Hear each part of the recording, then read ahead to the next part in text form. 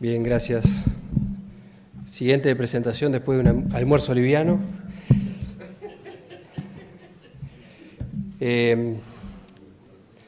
Bueno, mi nombre es Andrés Pérez, para el que no me conocen. Trabajo en el QRS de Rocha, de la Universidad de la República. Bueno, la introducción de Leonidas un poco hablaba justamente de los efectos de una perspectiva de la ecotoxicología, justamente la toxicidad de los plaguicidas. Yo voy a hablar un poco más de las particularidades de las moléculas, ¿verdad? O sea, las moléculas, todas las moléculas químicas tienen diferentes propiedades. Esas diferentes propiedades lo que en cierta medida condicionan que todas se comporten de una forma única y diferente. En particular, por ejemplo, tenemos los plaguicidas que pueden interrelacionarse con el agua, ¿verdad? A través de una... Sí, bien, aquí. La S de solubilidad, es una propiedad que condiciona mucho, digamos, el comportamiento en el agua.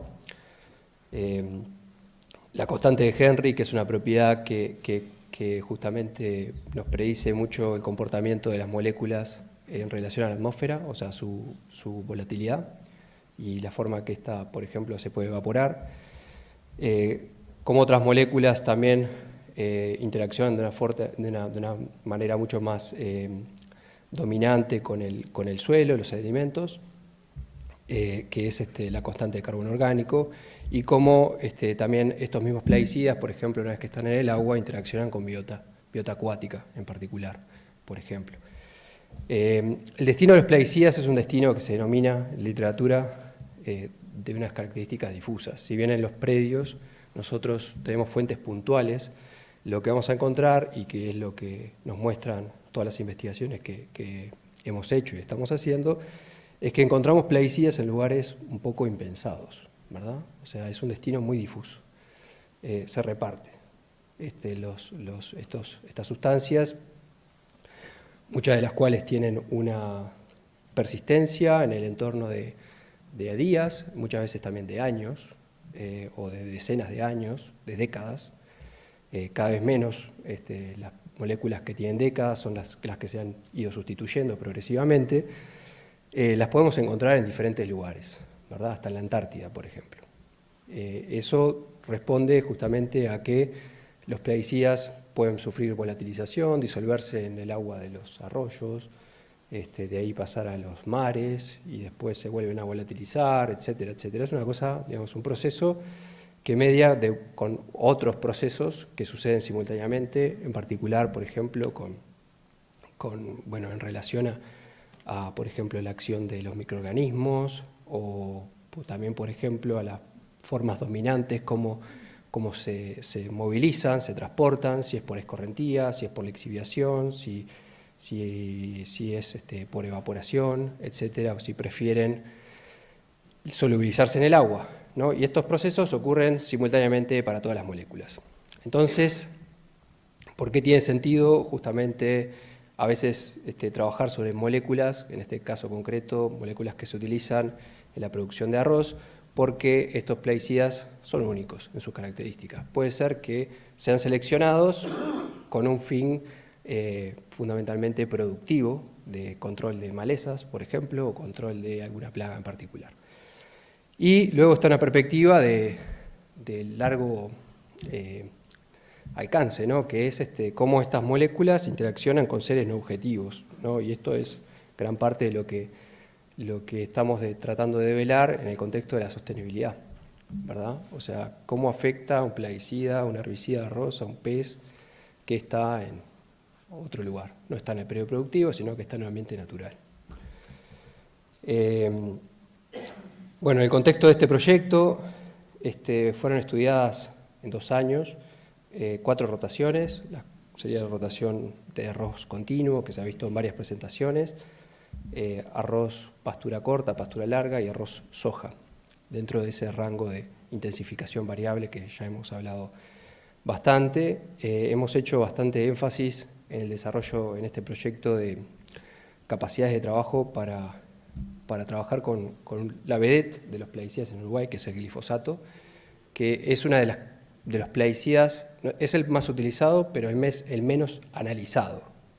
O sea, las dos simultáneamente. ¿Por qué? Porque es difícil entrarle, es una molécula muy particular, iónica, anfotérica, se comporta como ácido, es un aminoácido, como ácido, tiene características ácido y base, etcétera, interacciona con todo, dependiendo de los pHs, etcétera. Entonces, es muy difícil. Y bueno, en el contexto de este proyecto, si bien se han estudiado otros plaguicidas, como aquí aparece, algunos de características para control de malezas, que son lo que más se ha aplicado durante el proyecto, lo dominante que se aplica, que es justamente controlar malezas en etapas de preemergencia o barbecho, etc. Fungicidas y insecticidas también fueron estudiados.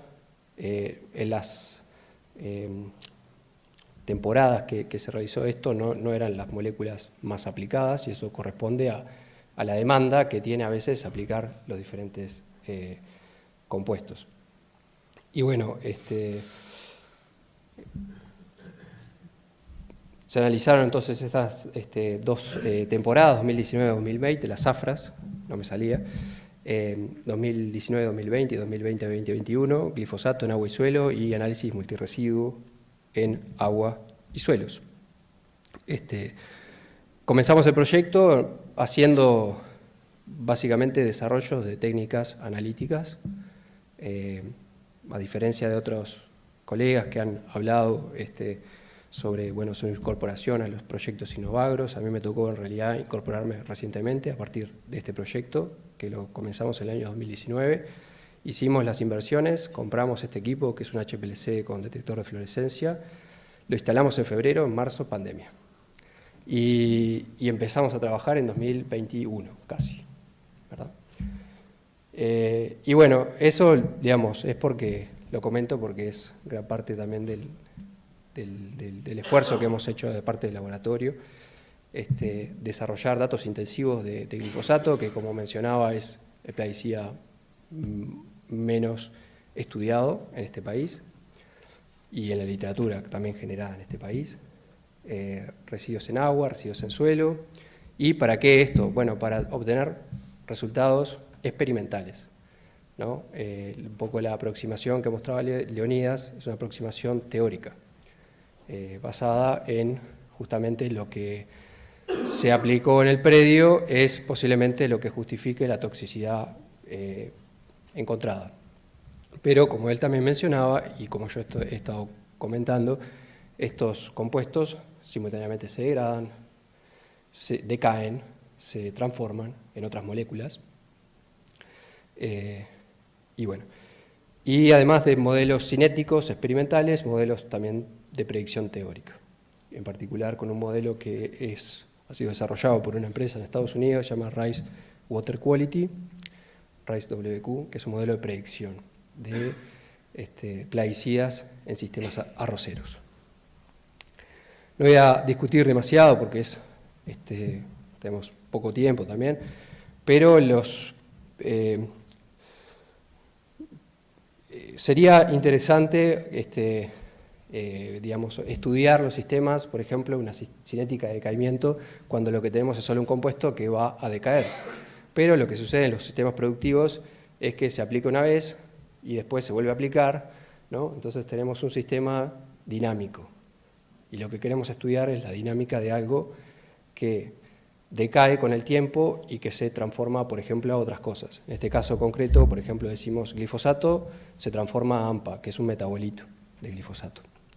Y además de eso, de tener más de una aplicación, lo que tenemos es un sistema que lo inundamos, ¿no? Se aplica, por ejemplo, un herbicida previo a la inundación, tiene su efecto, emerge el arroz, inundamos, ¿no?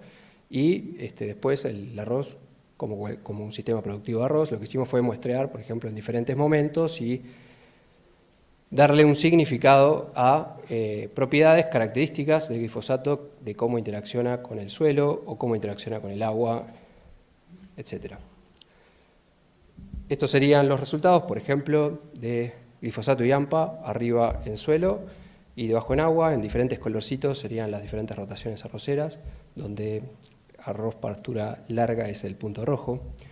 En términos generales, lo que hemos encontrado es que estos son todos resultados en fase arroz, o sea que siempre tenemos arroz. Los momentos iniciales, o sea, los más próximos a la aplicación, encontramos los máximos de los herbicidas, del caso de este concreto glifosato, y en el agua esto sería el tiempo cero. Este tiempo cero sería en suelo a partir de la aplicación. El tiempo cero en agua es a partir de la inundación. ¿Sí?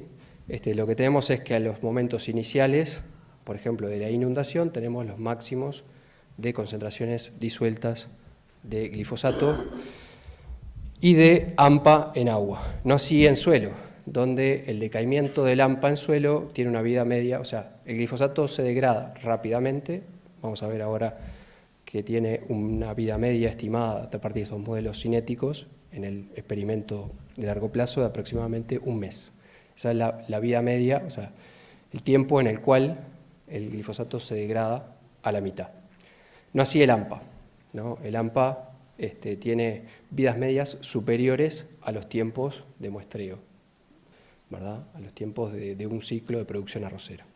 Es decir, en cierta medida todo esto nos permite estimar cómo se comporta un plaguicida en particular. He mostrado acá el caso del glifosato, pero se puede hacer para cualquier tipo de plaguicida que esté aplicado en su sistema productivo, realizando un diseño experimental acorde. En este caso se hizo un diseño para un plaguicida utilizado un barbecho. Tenemos otros plaguicidas también determinados, como por ejemplo metilsulfurometil y clomazone. Creo que la mayoría de la batería utilizada de plaguicidas corresponde a herbicidas. Y bueno, estas consideraciones finales que puse un poco acá datan de un poco de que se puede minimizar la exportación de residuos comprendiendo las dinámicas involucradas. Y coincide un poco con las premisas que mencionaba anteriormente Guillermina en una charla esta mañana, de que las exportaciones, por ejemplo, en el caso de nutrientes, se daban a los comienzos de la etapa de inundación. Pero eso obviamente tiene que ver también en el caso de plaguicidas, con los tiempos de aplicación. Por ejemplo, un fungicida que se aplica en etapas vegetativas va a tener su máximo de exposición en la etapa donde es aplicado, que es al final del cultivo, ¿verdad? Entonces las exportaciones un poco van de la mano, no en cualquier momento, sino más próximos a las aplicaciones. Entonces, la tríada un poco de esto es la aplicación, el decaimiento y la exportación, ¿verdad? Tenemos que pensar un poco cómo maximizar el decaimiento, minimizar la exportación. Eso sería un poco lo que está un poco en juego. Después, del punto de vista cinético, el periodo de inundación enlentece la cinética de decaimiento, esto porque se transforma en un ambiente anaerobio. La gente que estudia mejor la microbiología comprenderá qué tiene que ver, o sea, cuáles son las explicaciones atrás de esto, pero es como ponerle un freno. La inundación es un freno en la degradación de los plaguicidas. Y otro aprendizaje es que se debe considerar a los metabolitos como parte de la huella del sistema, que es algo que los modelos actuales teóricos un poco a veces no está tan incorporada. Se supone que los metabolitos son menos tóxicos que la molécula padre. Eso sería parte también de la... Pero bueno, los decaimientos también pueden tener, en este caso, los metabolitos, decaimientos con cinéticas interanuales. Son moléculas que se degradan de una forma más lenta y no son monitoreados. O sea, los plaguicidas no se mineralizan en un tiempo corto, se transforman a otra molécula que no estamos buscando. Desafíos actuales, yo creo que son estudiar dinámicas interanuales, estudiar parcelas fuera de fase arroz, porque el proyecto lo encaramos solamente estudiando, o sea, el arroz como centro, cuando son predios que se aplican, por ejemplo, plaguicidas de soja. ¿Sí? ¿Se entiende? En fase soja. Minimizar los fenómenos de exportación, o sea, comprender de qué manera minimizar la exportación. Eso tiene que ver con técnicas también de gestión del predio, y maximizar los fenómenos de decaimiento. Eso creo que hoy alguna pregunta del público hablaba un poco del tema de los inóculos y demás. Es una potencialidad que es por lo menos teórica. No sé si se puede llevar a la práctica. Después estimar exportaciones, eso puede ser un poco enlazado con lo que mencionaba Álvaro, de lo que son las estimaciones del agua, ¿verdad? O sea, los caudales y las cargas, o sea, de una perspectiva de cargas de los plaguicidas que están en los predios. Integrar los modelos predictivos, los modelos predictivos como ya, digamos, no solamente en un experimento, sino en predios productivos, a escalas reales y también con una visión de cuenca. Y creo que nada más. Ahí está mi contacto, cualquier consulta, bienvenida. Gracias.